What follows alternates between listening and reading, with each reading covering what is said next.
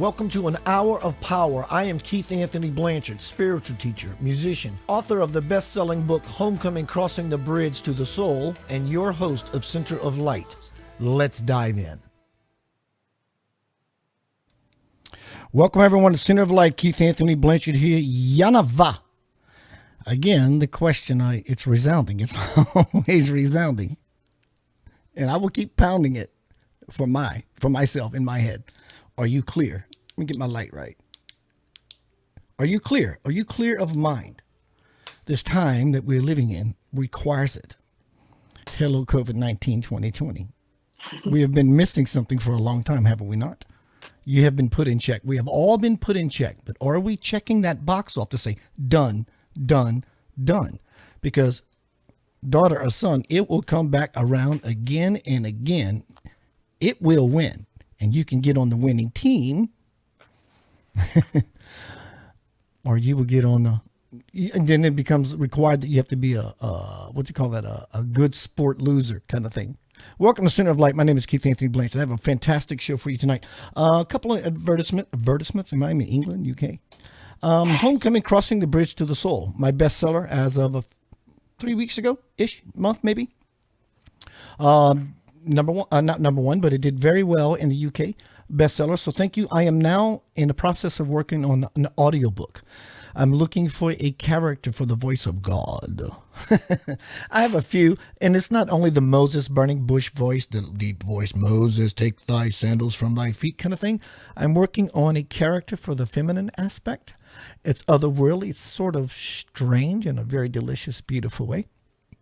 So in a very delicious, beautiful way, thank you for joining me here tonight. I have a fantastic show for you. Let me tell you, I want to announce this beautiful little creature that is lying on the bed. Her name is Crystal. I got her mid-March, third week of March. Boy, she's feisty. But I have some music on right now in the background. It's called Meow and Zen, kind of like the play on Now and Zen, right? And it calms her down, but she still has the feisty, but it has a buffering to it.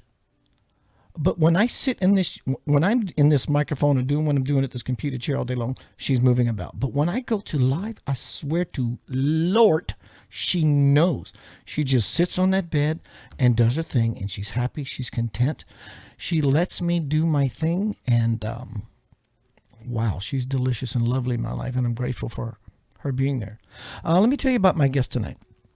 I want to say thank you to Carla and Dave, or Dave and Carla, whatever, how you want to say it. They worked with me a few hours before the interview tonight in the green room, if such a thing. Why do they call it the green room? Whatever. Maybe Carla, I heard Carla sound off. Maybe she knows the reason.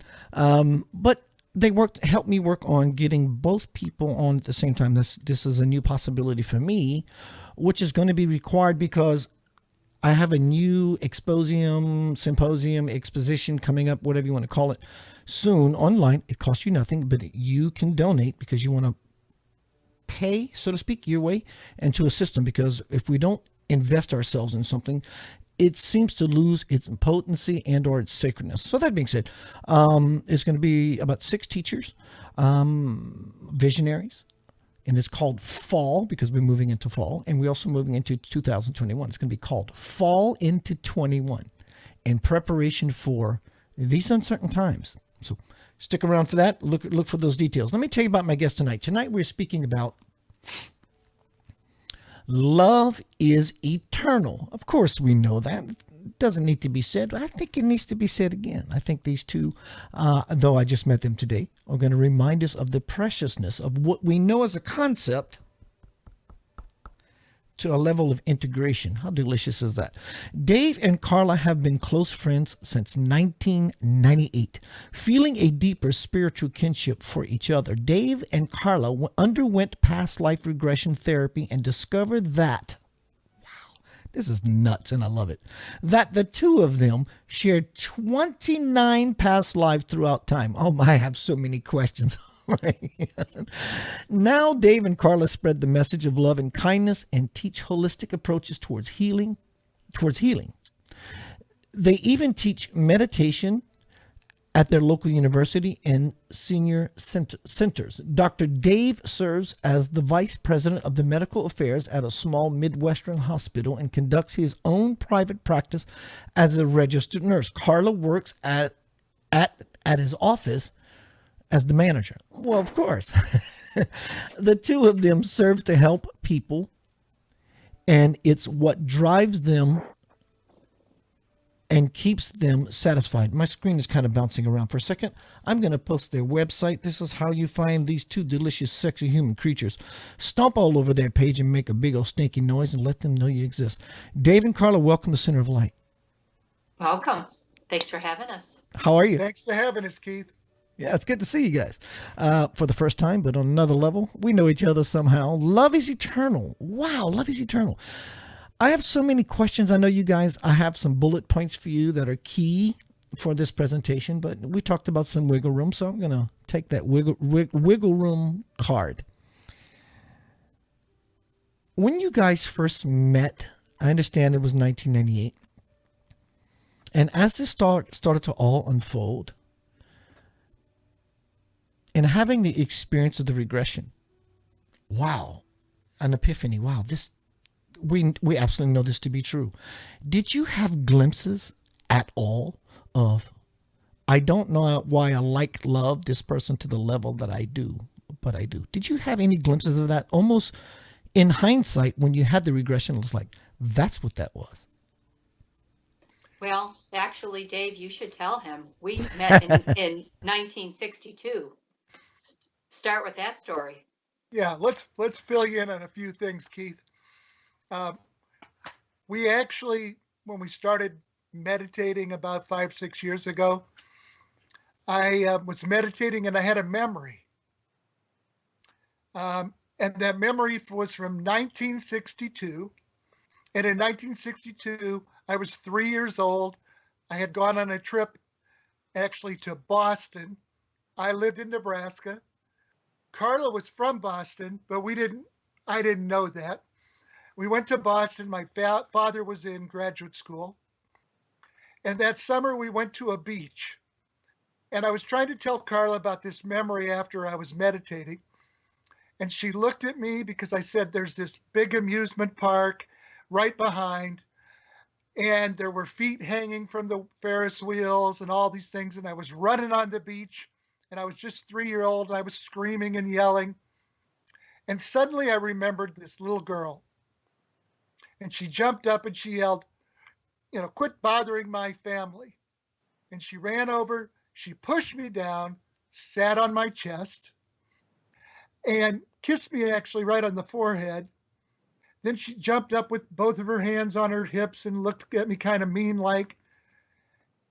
She had on this little 2-piece blue bathing suit with ruffles and a little pot belly.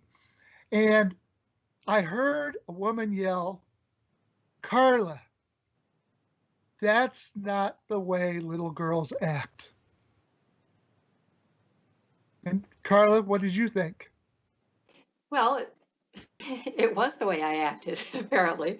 And that was our first introduction. Yes, that was our first introduction in this particular life. But apparently I felt familiar enough with him to kiss him on the forehead, didn't I? Yes, you did. But then 36 years went by, and then what happened? Well, 36 years went by. I had been a nurse. He's not sleeping on the couch, is he? No.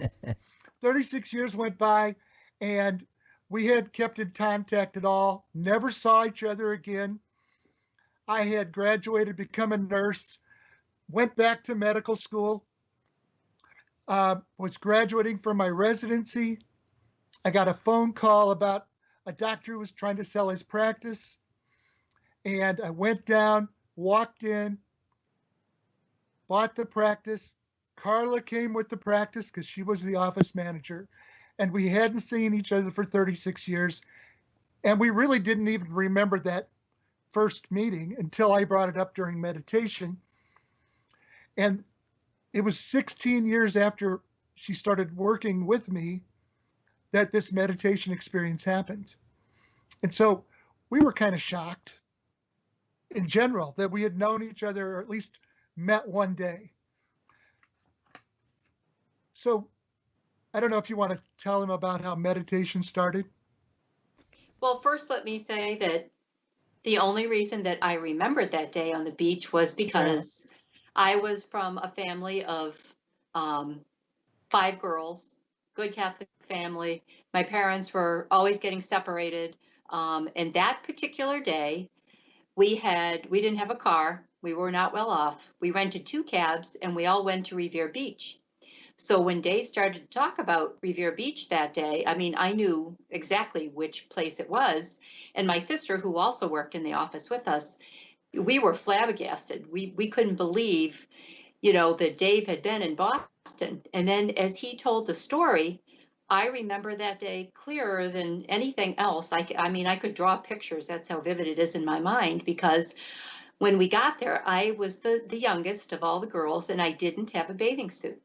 So my entire family went across the street to one of those little cheesy souvenir shops, and I got my first 2-piece blue ruffled bathing suit. And I remember it because the sister next to Wow. me, I know, the sister next to me was Wow. whining. Yes. And if my family wasn't so broken, maybe I wouldn't have remembered it. But the fact that my parents were together and the family was together that day, it stuck with me forever. And then we actually never had regression until just about 3 years ago for the first time. All of this took place in 2014. We actually got all of these memories with spontaneous memories and meditation, not through regression, but I did have it confirmed through regression 3 years ago, the entire scene, everything that we remembered. About the beach in Boston. Yes. One thing, I'm a hawk. I can see. One thing I was looking to validate, not that I doubt you, or nor your beautiful, sacred, infinite experience, was just to see the continuity between you two and the allowingness of you two and the synchronization of you two and how, whether they would be a dance or not, be it a waltz or a tango. And I can see this complete balance between you two. It's beyond language. It's about describing something. Words actually tend to soil it. But I see this volley between you two that's so very natural. And I was hoping to see that, and I do. Thanks. Yeah, Thank you, absolutely. Keith. You're very believable. Not that anyone would doubt you. I mean, honestly, let's look at it honestly. Let's look at it honestly. Two people who went through meditation and past life regression therapy, and they say they've been together 29 lifetimes. I get it. It's beautiful, but it sounds a little far fetched. But from you two, it's very believable. Well, Thank we're you, we're Keith. we're speaking from the heart, and Obviously. that normally is believable. And Keith, that's one of those things about regression and real memory. Usually there's some sort of emotion involved that makes it real. Very much so. It's very personal. So it's kind of interesting, Keith. We started meditating because I was grouchy, very grouchy in the office. We, We must know each other very well. yes, it Mhm. it was one of these things. We started electronic medical records about 6 7 years ago, and it was awful for a physician. We're old. We were Yeah, used to paper and pencil. yeah. Well, So yeah, I heard you divulge your age just a bit ago. I was born in 63, so you were born in 59, is that right, Dave? I, correct, and I'm correct. older. I'm much older. I was born in 58. My children. And by the way, for whatever age that you two are, I don't care if you're 13 or 350,000, you guys hold your age very well. I can see an innocence, a youth in you, probably because of this kinship that you have between you, the fire of eternity, the male and the female component. Who knows, Dave, in the last life, you could have been Carla. Actually, we know who we were in the last 34. Wow. Yeah, Wow. Wow. Wow. yeah. 34 for me, 42 for Dave.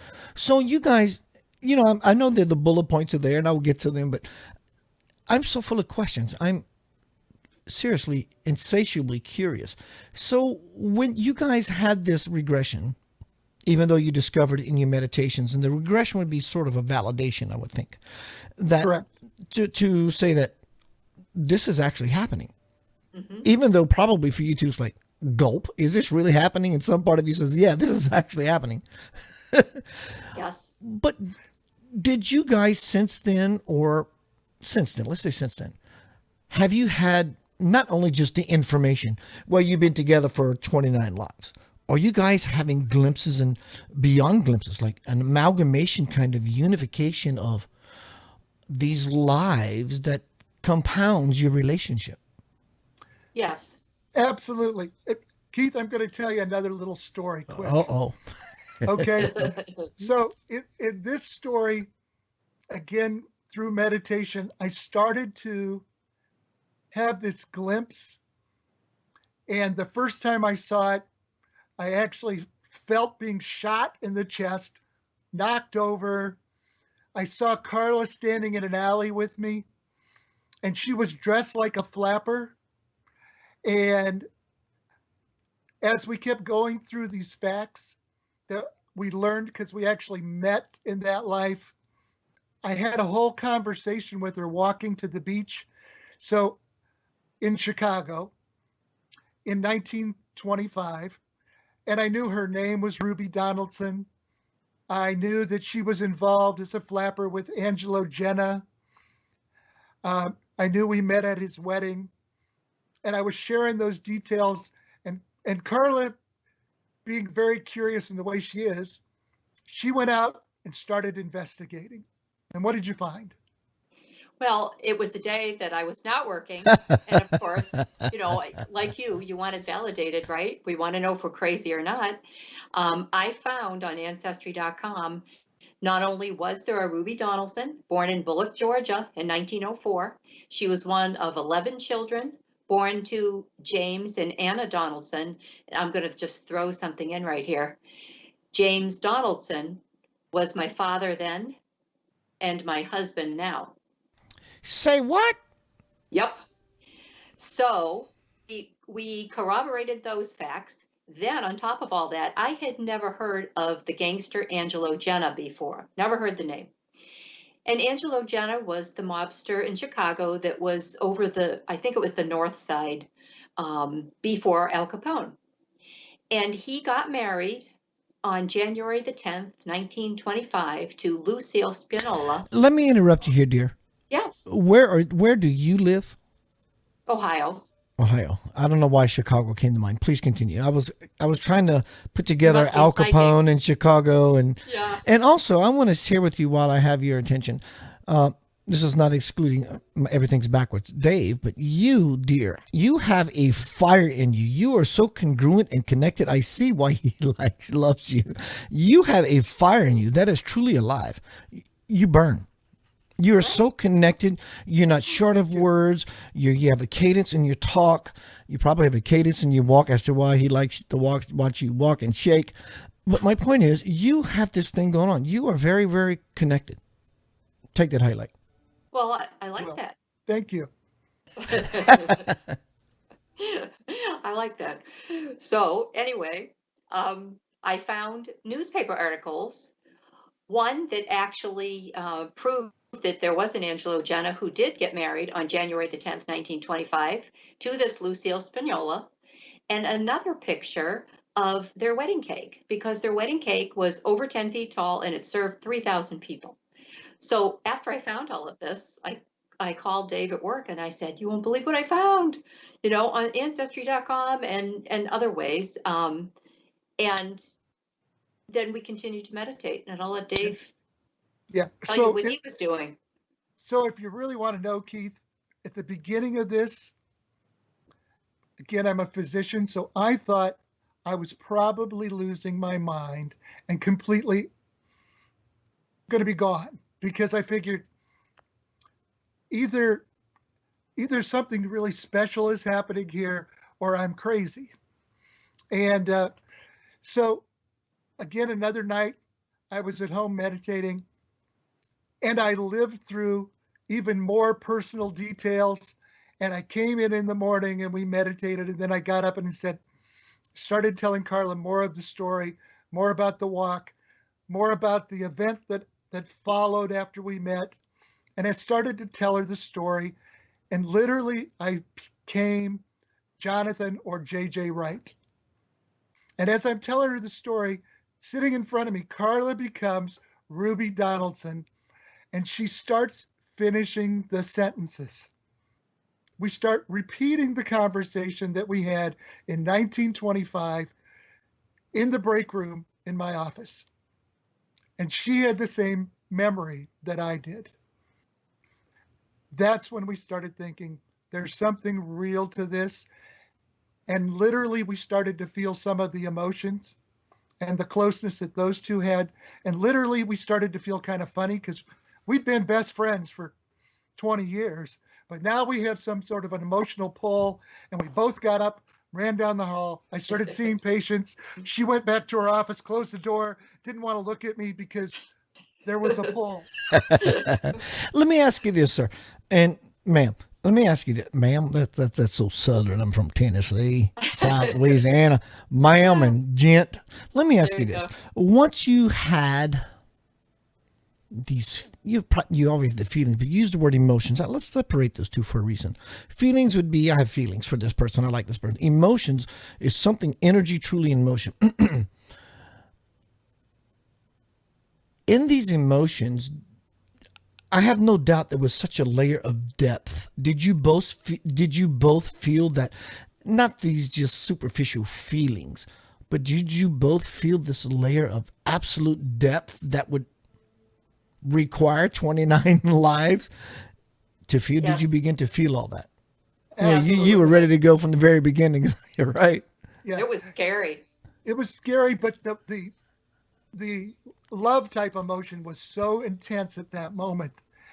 And as we found out other lives, there's times when we still cry when we look at them again because we can't believe that this many existed. But How it's much not always, it's Go ahead, not Carla. always Please go ahead. romantic. Go ahead.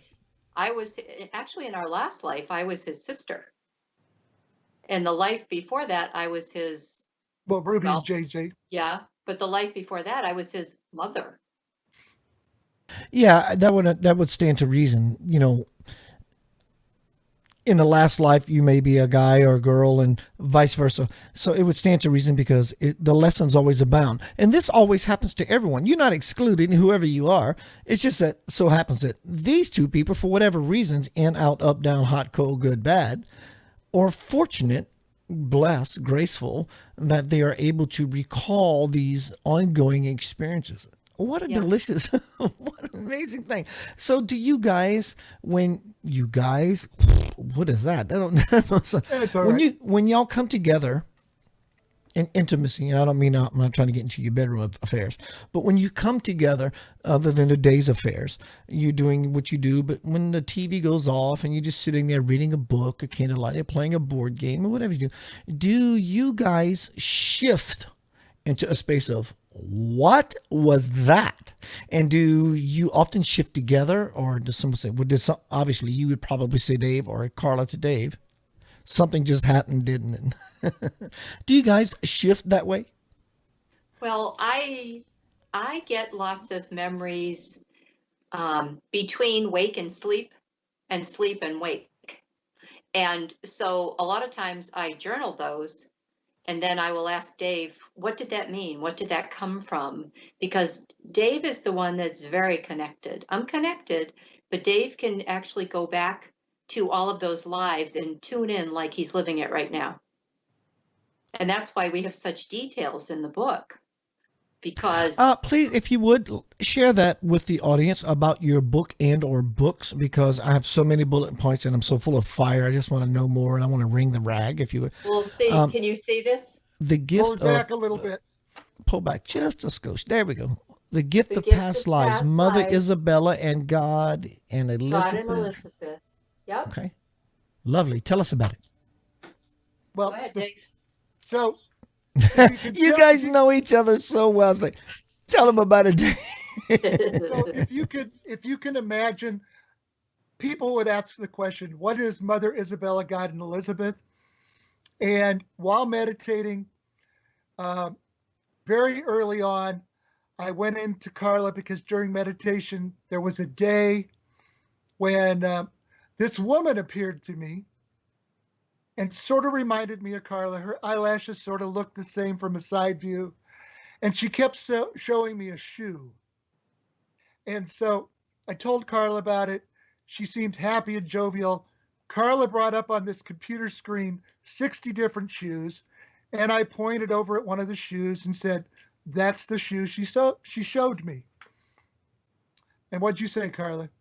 Well, my mother had been a ballroom dancer, and the shoe that he picked out was the exact shoe that she always wore. She had this style. It was the only one she ever wore. And she also would wear that shoe for like dress up or to go to church. It was kind of a pump sandal. And I mean, he couldn't possibly have gotten it right. This was in 2014, and my mother had passed away in 1996. He never met her. Do you have children? No, No. neither None one at of all. us do. None, just none at all. Family members. Do you find that some of your family members or whoever is close to you as your tribe, it's your family, do you Yes. find that somehow, because you've been a mother and a father and a father and a mother and lovers and you were a girl and you were a guy and all that stuff, do you find that somehow some of these people in your close knit or somehow part of these different incarnations of your experience? I would think that would be true across the board for all of us because, we don't ever leave the nest really, even though we're kicked out sometimes. Do you see the play? Do you see the play of some of those people Yeah. in your life from other times? Always. We call them family mates. Some people call them soul groups, or we call them karmic mates because we keep returning with the same people over and over again. We see that all the time. Carla's mother is in our life multiple times. I've been her mother as many times as she's been mine, and I think it's worked like 8 and 8. I think I've been her mother 8 times, and she's been mine 8 times. Yeah, so we see that all the time. Actually, our next door neighbors have been in our It lives. goes that far, really? It goes that far to Oh, your next door yeah. neighbors? We got it. I would think so, right? Yep. Yep, we found them. We found our next door neighbors in a life 6,000 years ago. So it's What is the feeling that takes place within you both when you come to not just an understanding, but the realization of my next door neighbor was this 6,000 years ago? What is that level of depth? It's almost blasphemous or to sully or soil such. You can't find the words to describe that, can you? It depends on if it's a good relationship. This particular one, the man has been in our lives 21 out of the 29 times together. And he's a difficult person. We have tried over and over, and I see why he keeps coming back. We keep having karma with him. I think on our part, it's probably we've done all we can do, but on his part, not so much. And it started from the first life with him. yeah. It's- So I think we keep following with the same people. We certainly follow with them karmically. We end up with a really strange matrix when you start to put it all out there. I don't think we should necessarily consider because you had a negative experience in the past, it'll be a negative one in this life. That's kind of important. But I really think that this whole plan, and you said the word blasphemous, but I'll say, I think it's God's plan from the beginning. That brings me to the next question I was going to ask you. Is reincarnation God's plan from your experience? Absolutely. All right. From our experience, if this makes sense, like any other loving parent, God would give you another chance. It's not one chance and you're out. It's not, I screwed up in this life. Well, I'm if going God to is hell. if God is love and love is eternal, then you get infinite chances. You may not like all these different experiences, but you get infinite Yes. chances. You I get agree. infinite, and it's what's dealt you. And if you finally overcome what's dealt you, I think you get done and you get to return.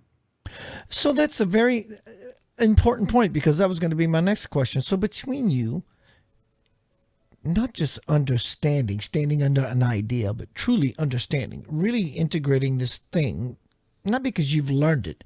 It's been somewhat pressed upon you. You have no choice. You're going to remember each other because that's the way it's going to be. Yes. In so doing, have you guys sat down and say, John Doe, Jill Doe, Dave and Carla, and say, because of these 29 incarnations, well, let's do it for 30. Let's do it for 31, and however long it takes, because we're just having a whole bunch of ridiculous fun. But have you guys sat down and had a come to Jesus meeting and say, do we see what's actually unfolding here? Though we can do this forever, 30, 31, and so forth.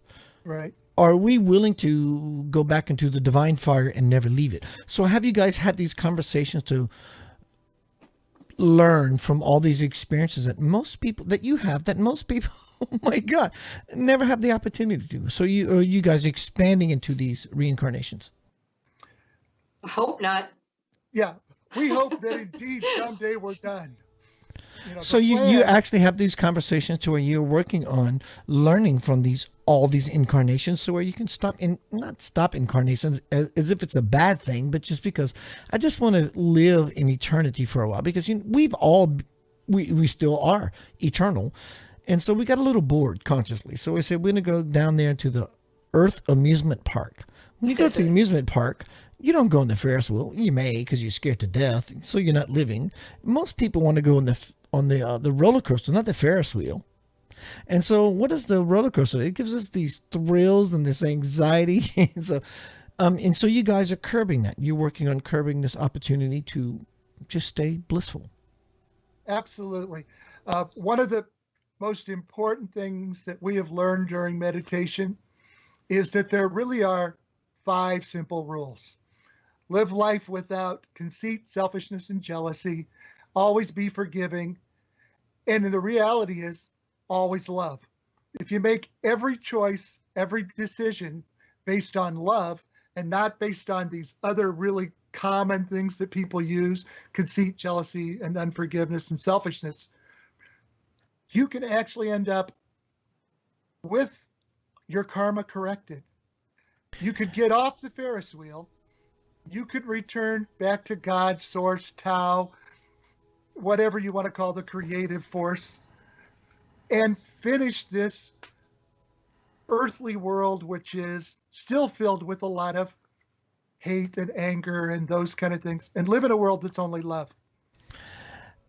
I thank you. I want to bring this up because it's worthy of bringing it up. When you describe all these attributes of non-unconditional love, you said jealousy, hatred, anger, insecurity, this, that, and we can paint this in all different colors of paint, but the overall pictures, I'm afraid. So this all really has to it mostly boils down to relationship, because I'm not insecure about this guy who don't like me because of this thing I do or did or doesn't right. don't do. It doesn't really matter. It goes back to the intimacy of this thing. However you take that, it all has to do with someone leaving me, potentially, because I don't feel worthy. And if they did, instead of just saying, oh my God, you deserve, here's $20 for gas, go find your bliss, right? And so we resolve back to this nonsense, because I know this by default.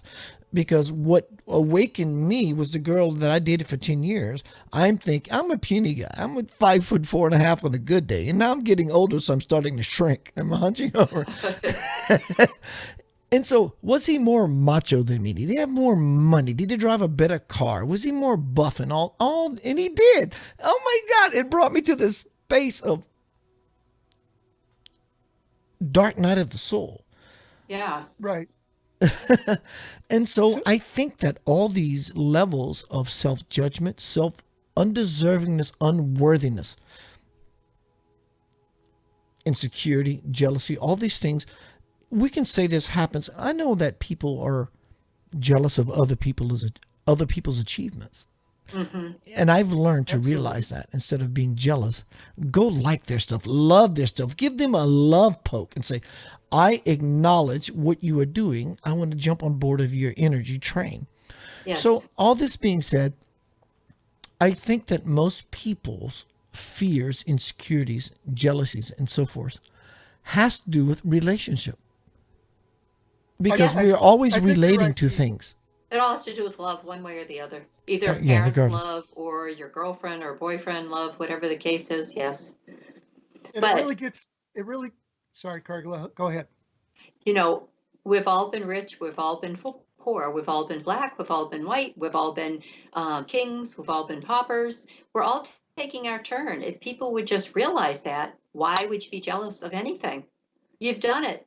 Now, if you're back here and things are a little bit hard on you, like, say, for instance, a girl gets dumped at the altar in this life. Well, maybe in her last life, she dumped a guy at the altar.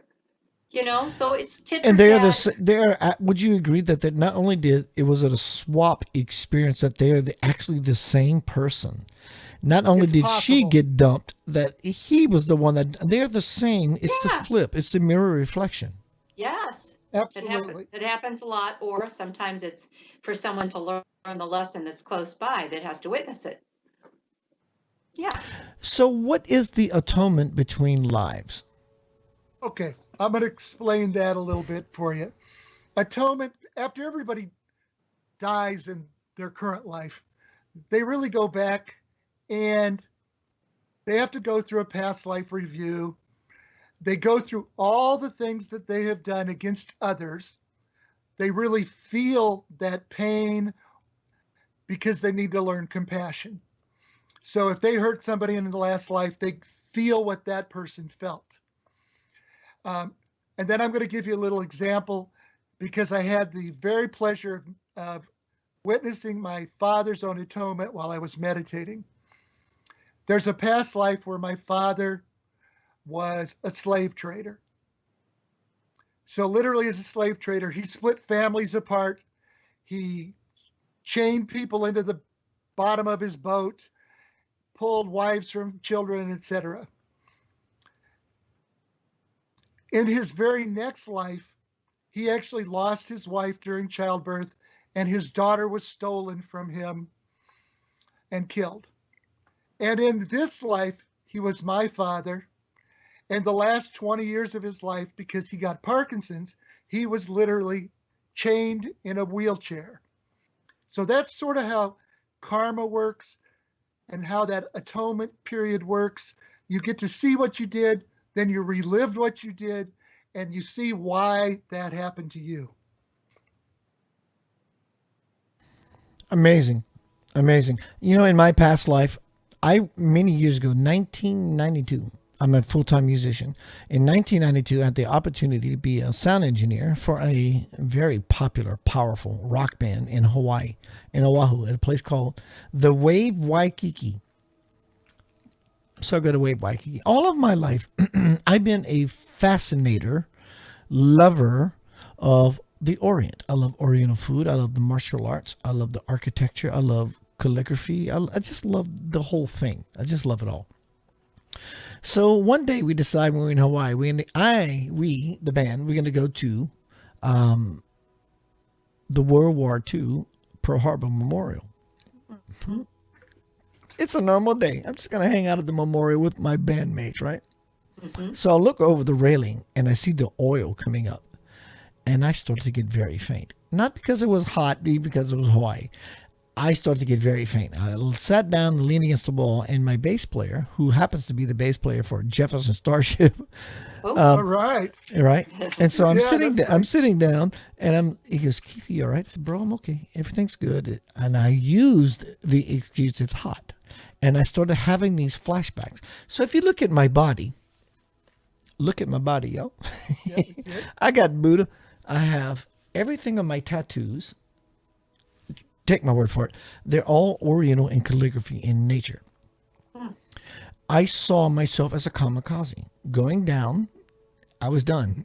It was in all glory. I was done. And so in these experiences, I know that they are real. I have, back in the VHS days, 1990, same time, I bought this video about past life regression. And I found myself, and I had 10 people in a 1-bedroom apartment, 10, 12 people in a 1-bedroom apartment. And we're all sitting around, we're listening, and next thing you know, 45, everybody goes to sleep. 45 minutes or so later, everybody starts waking up. And in this waking up period, I saw myself in a desert with sandals. So are you guys having these experiences? In other words, when you awakened, are you still awakening to the new possibilities of what you guys are doing and where you're from and why you're continuing to do this? I'll say yes, because we have journaled for 6 years. We continue to journal every day. We've written 2 books, but we're working on the 3rd book, because we just write everything down, trying to figure out what lessons we can learn, what we can share with people, what we can try to do to make some sort of difference. So it's an everyday thing. I went on a trip to England with my sister and my brother-in-law, my niece. And the first day we got there, we ran to the Museum of London, and I walked in, and I was standing in front of this big bust of the Pharaoh. And as I'm watching the bust of the Pharaoh, I start hearing clink, clink, thud, clink. And I realized that I had actually helped carve the bust. Those kind of experiences you can't explain to anybody. The next day, we went on another tour, and I'm on the way to Stonehenge, and I'm driving through the Cotswold area, and I realize that there's a memory that Carla and I have in the Cotswolds. And, I'm on this trip without her, but I'm trying to tell her what little things I find out. Her name was Sarah. My name was Robert. The next day, I went on a trip, and we went to Bristol. And in Bristol, and this is actually a very alive memory for both of you.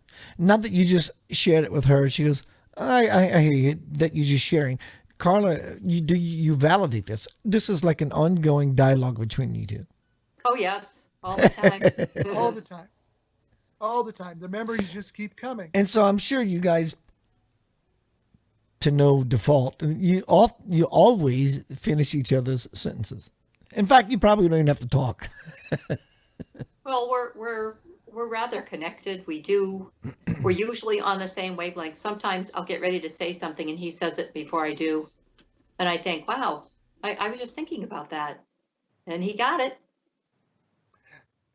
And this is actually an important point, especially since love is really big on your site.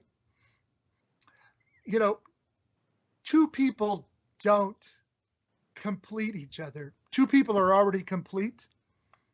And then when they join, they complement each other. That's one of those other lessons. You really have to love that person completely the way they are. Don't expect them to change. Don't try to change them, because they're complete the way they are. And then the next sort of point with that is, everybody who talks about past lives and regression and all these things are always talking about free will.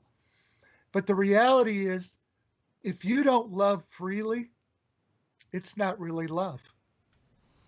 And so it starts to interact that way. Dave, so, I've always said that you really don't have free will. You don't really. The only free will you really have is to be in the conscious live stream or not. That's the only free will you really have. And you can either move, Michael rowed the boat ashore, hallelujah. You can be in that current, or you can buck the current as a rock and become the rapids or the turmoil or the trouble in life. We can move upstream. Salmon always move upstream, only to be eaten by a bear. And so we have free will. Sure, you have free will, but to a certain level. When you get to this level of understanding, like you guys have between you, then you become by default living in a delusion. You have free will. You have also free will to let go and find the greatest will. And I see that in you guys. Yeah. That's a good point. And that's part of all this. Part of this is finding the greater will, finding what your purpose is, finding how to, we say, get back to God. I mean, religion is part of this for us, though I don't use the word religion usually. If you don't mind me asking, because we're transparent, what quote religion what path do you follow? I'd say it's a spiritual path and not a religious path anymore. I mean, we both grew up raised Catholic. Same. And I certainly don't believe the Catholic faith offers everything that we would like it to. I usually say religion is really for fellowship and not for anything spiritual. I love it. You know, I being raised Catholic, what I love about Catholicism is that it's a very participatory experience. You stand, you kneel, you talk, you sing, you do all these things. You are Right. involved. What I don't lean into is the dogma of any said religion, whoever you may be, about however you feel. I'm going to take a short song break. You guys are still good. You want to hang out for another, let me see what time it is. The show usually ends about quarter after. Everybody still Sure. good? Yeah. Absolutely. Let me go into a song break. I want to come back and ask you about Brian Weiss. Okay. Absolutely. If that's, and we can go in any direction you guys want to. Everyone, my name is Keith Anthony Blanchard, hanging out with Dave and Carla, Center of Light. Tonight we're talking about love is eternal. Burn, baby, burn. Disco Disco Inferno. Inferno. Sing it, darling. Burn, baby, burn. Burn her mother down. Remember, she's a flapper in the past, so she can say. Love it. Keith Anthony Blanchard. Let's see. How about some... How more perfect can this song be? My spiritual band, Lavender Soul, comprised of members of the Memphis Symphony Orchestra. I'm dropping names. Why? Because I can. My point is, I'm grateful to play with this level of players. What more perfect song than by Lavender Soul called Till You Walk By?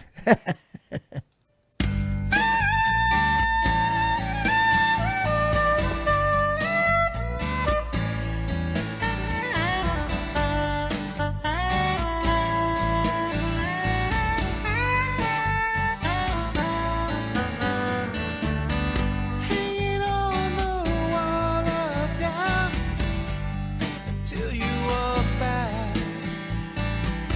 Something happened inside my heart.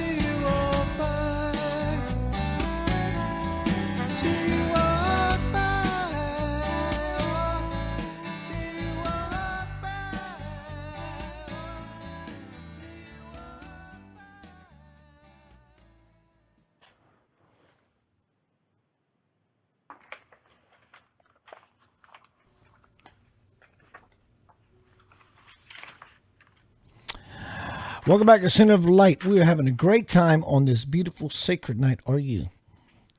Open up, We look are. in, look. I love it. She is not holding back. I said she was on fire, and she is on fire.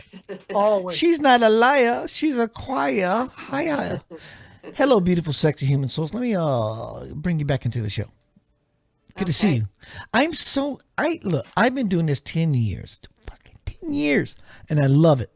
And I've interviewed, everyone is deliciously amazing.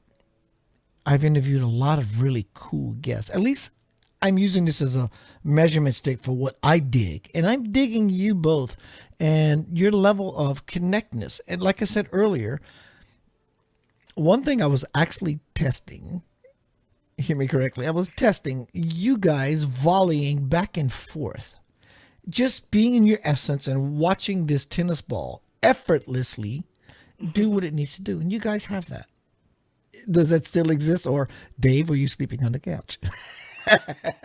I think it still exists. I love it. Love it. So tell me about Brian Weiss. So of course we had all these experiences. We were writing all these notes, and at that point we thought, okay, now we know so many things were being pulled together, and we didn't know that much about regression therapy. Even though I had read all of his books So like 10 years ago. and so she kept saying, you're doing this on your own, but what do we need to know? I started reading the books myself. And so we actually decided we should go get trained. We should try to experience everything that there is to learn about this. So we went to a conference, and in Chicago that same weekend we actually found the apartment building that Ruby Donaldson lived in. But we went to the conference, and then we decided we'd go back, and we did an entire week at the Omega Institute with Dr. Brian Weiss and his wife, Carol. We learned about regression hypnosis. We met people from all over the world. We kind of found that in the United States, we're almost behind on this. Some of the hospitals in Chile actually sent their social workers to a Brian Weiss seminar that were sort of trying to learn about regression history and regression hypnosis to help those people who were dying deal with death and dying. We met people from Italy, China, Japan, and we realized that this is sort of important all the way across the world, the planet, and it changes people's perspective on death. It changes people's perspective even on life. And Brian Weiss is a wonderful, gentle soul. He's a very sweet man.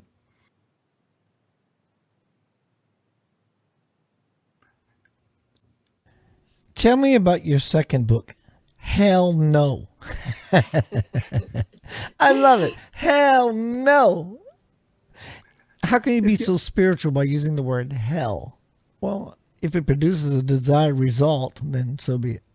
Yeah. So Hell no. the book's title is Hell No Reincarnation, and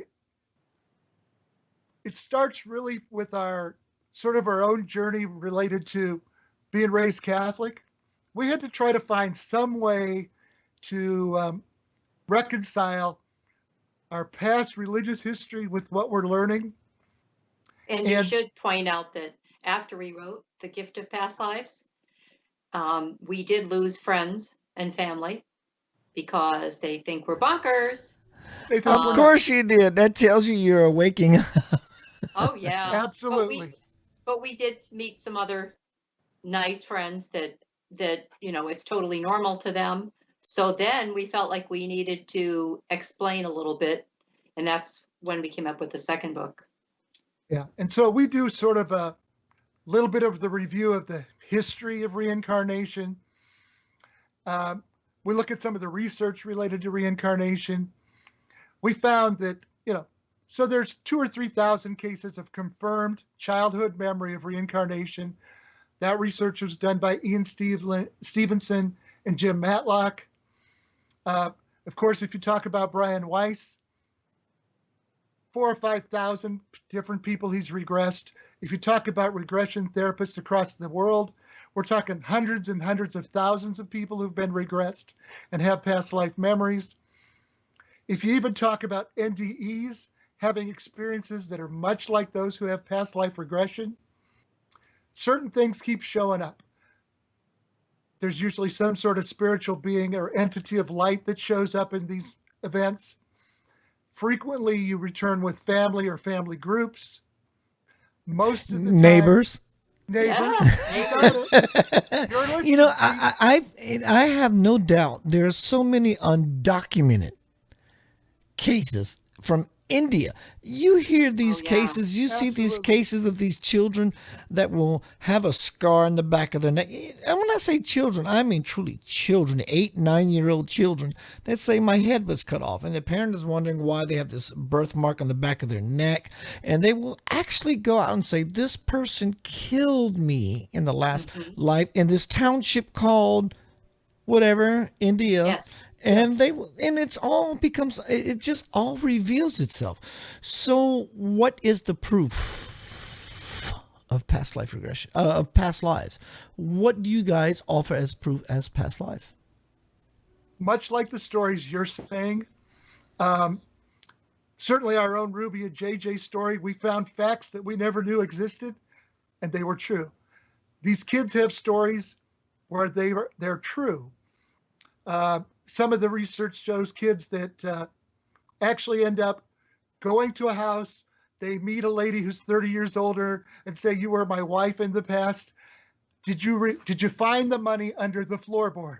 And the kid runs up the steps, points to the floorboard. They pry it up in India, and there's $4,000. Those memories can't be made up. And there's so many cases like that. On the other side of this, there's also a bunch of theories out there that I'll at least just mention. Theories are great. I love theory. I love a good theory. In fact, I'm a conspiracy theorist and I love it. And it takes you Right. only so far. I've been doing it, probably like both of you, the conspiracy theory, or whatever we want to call words. Maybe you're not a conspiracy theorist by definition, but we're all conspiracy theorists.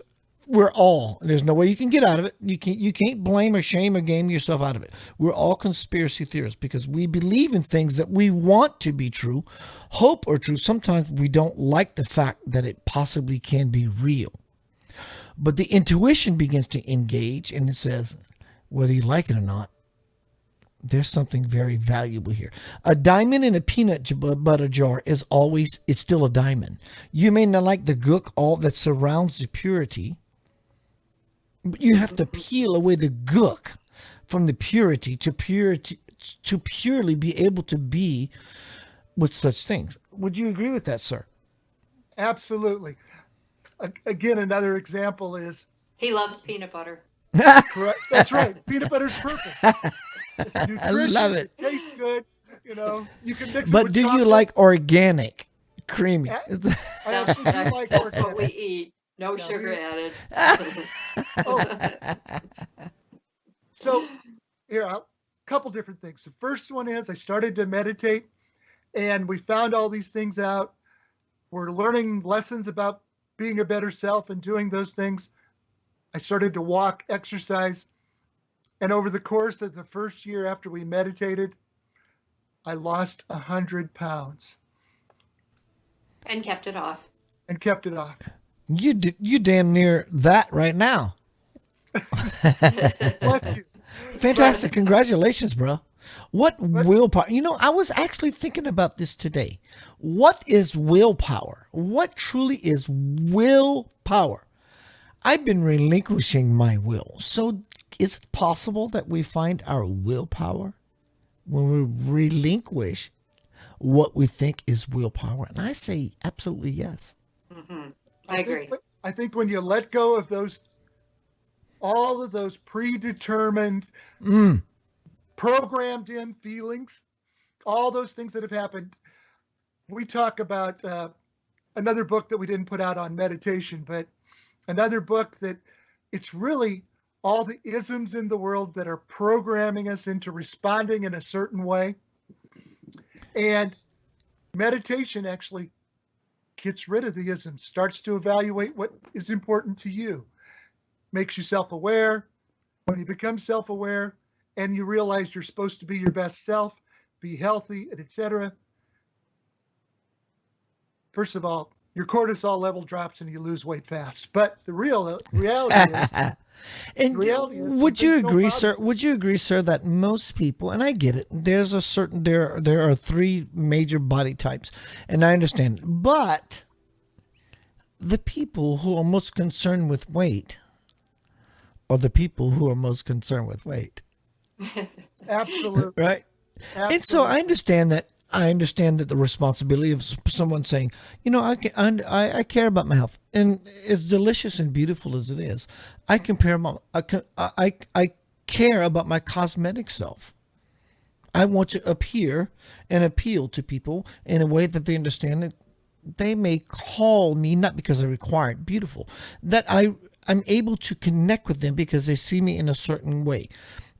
This is one of the biggest lessons I have to learn, or a big lesson that I'm learning still, is I don't care how people see me. In fact, I don't give a flying freaking right ass. I don't care. Yeah. But there's a part of me that truly cares about it. And I don't mean because I'm trying to skirt what I just said because I'm a hypocrite and trying to overshoot and overshadow what I just said. A part of me truly cares because I don't want to come in. I do want to come in blastering all of my guns. But if blastering all of my guns doesn't serve my intention or my good of my agenda, blasting my guns needs to be buffered down a little bit. Absolutely. Again, during meditation, some of the lessons are related to being your best self. So that means being happy with yourself, putting your best self out there. It's not about ego that you look good. It's selfish if you don't try to be healthy. If you're not trying to be healthy, what you're really saying is, I'm going to let the rest of the world take care of me, and I'm going to be lazy. I'm not going to take my step forward. I'm not going to be healthy. I'm going to smoke cigarettes and do all those things so that if my health gets worse, the rest of the world takes care of me. And really, the reality is you should take care of yourself. And when you do, it all starts to come easy. That's why we have peanut butter with no sugar now. Yeah. So how often do you eat this peanut butter? And do you put no sugar, less sugar jelly on it? We I don't. don't. We don't I eat don't jelly. use jelly. Oh my God, I love me some strawberry preserves now. He's allergic to strawberries. Yeah, What? isn't that I awful? didn't know that such an allergy actually could possibly exist. Oh, I'm allergic to chocolate and strawberries officially. And Bro. I'm allergic to watermelon. Who's allergic So to what watermelon? I suggest as a spiritual teacher, take this correctly. You need to look at your past lives. If you don't like strawberry and chocolate, I love I'm chocolate. teasing. I'm just teasing. I really enjoyed my time with you. Is there anything that you guys want to share independently together with our listening audience? And also, I have been posting your website, which I will do again right now on the forum. Thank you everyone for joining myself and Dave and Carla. That you would like to leave us with of possibility, I have one. future now life experience with a mate. Not that we need someone, but just to mate with the experience like you guys are so powerfully doing. Well, so the first thing related to that is be open to love, all types of love. Be willing to accept it. Be willing to love the person as they are. And then there's this last little reincarnation thing that I always like to say. Remember, this world as we leave it is how we're leaving it to our children. And if you believe in reincarnation, realize you're leaving it to yourself. Oh my gosh. Dude, that is the chocolate that you won't eat. I'll eat it. That's the chocolate. How about you, Carla?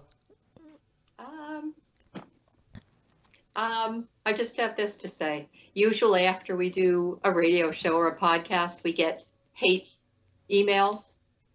telling us everything that we are.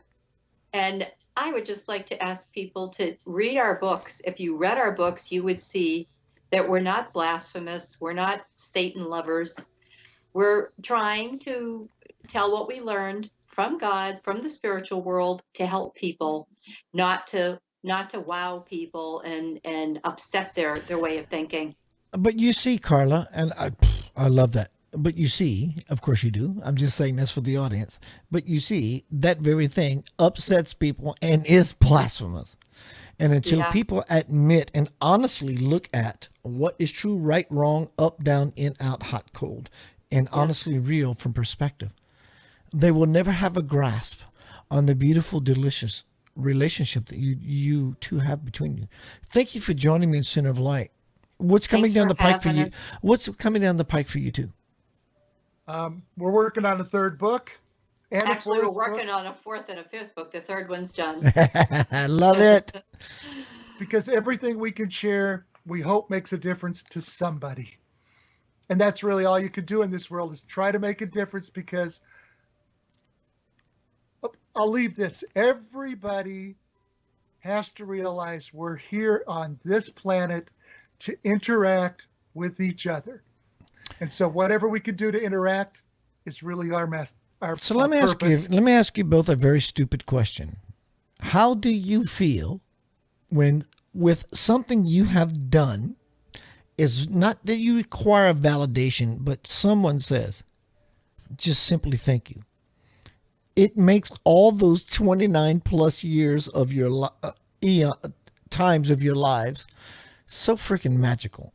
I know that when someone says just simply thank you, it is a validation, but it actually exceeds that. It's like, wow. Inherent in that is such an amazing level of power. It's like we've been talking about all tonight. Your neighbors, your family. It's like we've all been doing this cosmic dance for a very, very long time.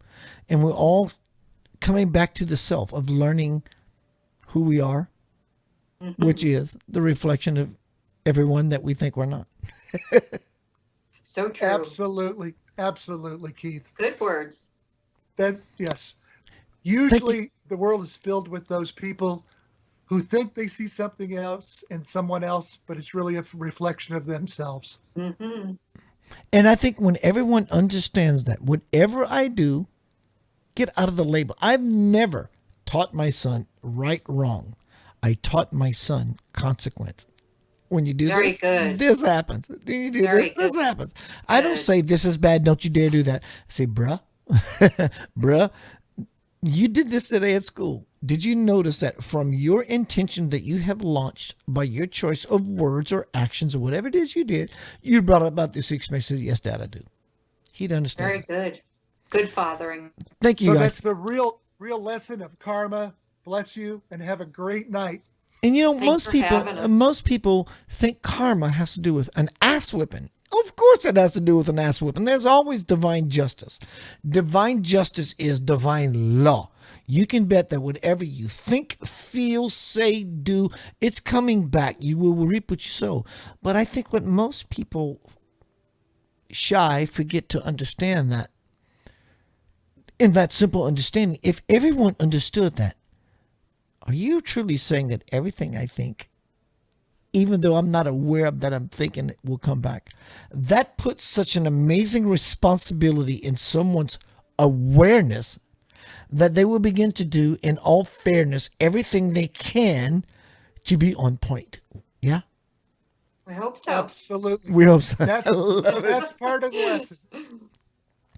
Everyone, Keith, Anthony, Blanchard hanging out tonight with my brand new friends, Carla and Dave and Carla. We have been talking about love is eternal. It's eternal. It's beyond words you can it's beyond the words of love is eternal. I will be seeing you soon. Let me look for my outro music.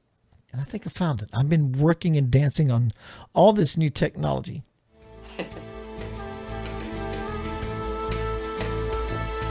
Do you know what you're worth? Do you believe that you are absolutely worth the entire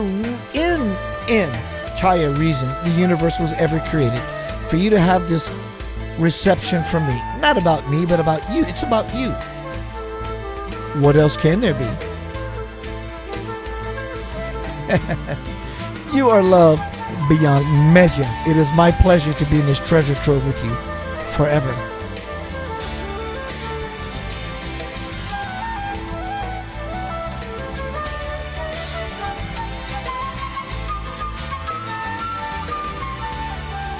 Okay.